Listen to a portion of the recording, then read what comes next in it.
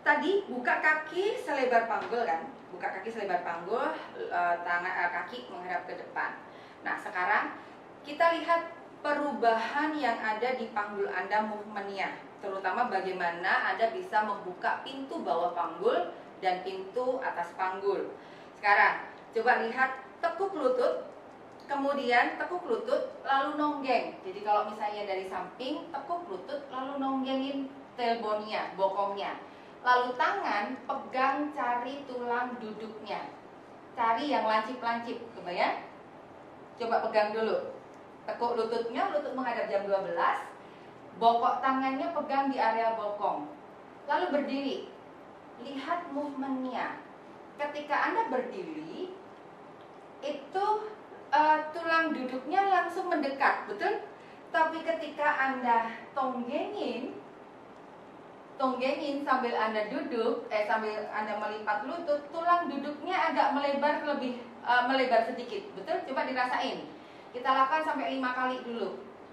Tekuk, lurus, kaki mendekat, tonggeng. Coba dirasain bokongnya. Lurus lagi, tonggeng lagi. Nah, deep, bokongnya ditonggengin lagi, dijentitin kalau bahasa Jawanya. Masuk lagi, tonggeng lagi. Nah, lagi, masuk lagi, tonggeng lagi. Good. Last one. Masuk lagi, tonggeng lagi. So, artinya ketika kita nonggeng begini, silakan letakkan tangannya di atas lutut, di paha. Ketika Anda nonggeng, ternyata tulang dudukmu melebar. Ya. Lalu ketika Anda berdiri, apalagi pelviknya masuk, jadi tekuk, masukin pelvisnya. Jadi masukin tailbone-nya, yang terjadi apa? Ini batas yang di depan ini udah nggak ada lekukan lagi. Coba dilihat. Ini batasnya nggak ada lekukan. Kalau Anda berdiri biasa, ini ada cekungan. Jadi area quadriceps ini ada cekungan. Tapi kalau Anda masuk, ini udah nggak ada cekungan lagi. Stretch di sini, betul? Nah, apa yang terjadi? Yang terjadi adalah tulang outlet semakin masuk lagi, tapi atas buka. Kebayang ya?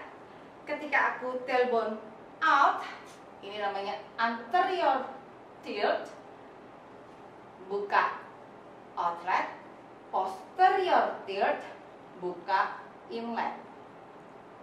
Oke, kita coba movementnya. Inhale, exhale masuk. Good. Inhale lagi, exhale masuk. Great. Inhale lagi, exhale masuk. Yes. Last one. Inhale lagi, exhale masuk. Nah, lalu berdiri. Ketika Anda masukin tailbone-nya, yang terjadi otot yang ada di sini disebut otot psoas muscle itu jadi panjang. Tapi ketika ada nonggeng, ininya jadi short. Clear ya? Nah, lalu satu lagi. Sekarang movementnya adalah kita akan lihat asymmetrical movement. Asymmetrical movement adalah di mana panggul ini bergerak satu sisi ke samping, satu sisi ke samping. Jadi tidak bergerak secara bersama-samaan. Jadi kalau di sini panggulnya ada di satu, jadi tidak bergerak bersama-sama. Oke? Nah, sekarang kita lihat, buka kaki lebih lebar, tekuk lutut ke depan, kemudian kakinya digoyang. Nah, tarik otot yang ada di sini. Apa yang terjadi? Ada tarikan di gluteus di sini, tarik semuanya. Asymmetrical. Sekarang berdiri, ganti, change, kakinya dirubah, tonggeng lagi. Yang ketarik mana? Paha satunya. Oke, kebayang ya? Berdiri, tarik lagi. Nah, paha satunya ketarik.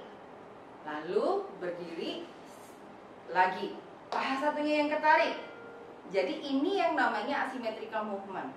So, tarikan di area piriformis namanya, itu yang dibikin stretch.